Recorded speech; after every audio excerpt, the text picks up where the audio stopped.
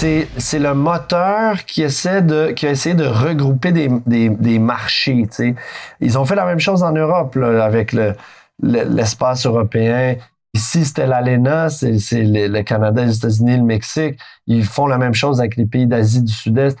Puis, ils imposent des règles par rapport au commerce, tu sais. Puis, mais, tu sais, quand tu es un journaliste économique ici, puis tu couvres ces affaires-là, tu te rends pas compte de l'impact que ça a sur les populations. Puis c'est ça. J'ai eu cette chance de voyager dans beaucoup d'endroits dans ma vie à cause de mon travail.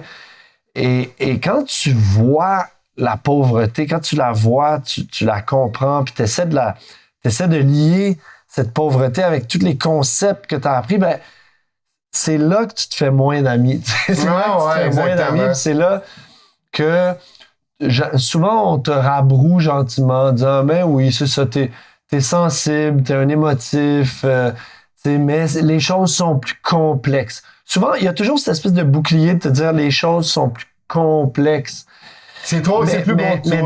Mais des fois, les choses sont vraiment simples et claires. T'sais. Puis des fois, il y a vraiment un lien de causalité entre des politiques internationales financières et des famines, des sécheresses, des suicides fermiers, comme ça a été le cas en Inde. Il y a eu des millions de fermiers qui se sont suicidés en Inde parce qu'ils étaient trop endettés. Puis il y a un moment, l'anxiété, ça te prend. Puis, tu sais, le comble de cette histoire-là, c'est que les fermiers en Inde, pour se suicider, ils buvaient les pesticides, tu sais, qu'ils devaient payer à dette, là, tu sais. Et donc, ça a créé des histoires horribles, des deuils épouvantables dans certaines régions du pays. Ça a encore lieu, là. C'est pas fini, ce phénomène-là.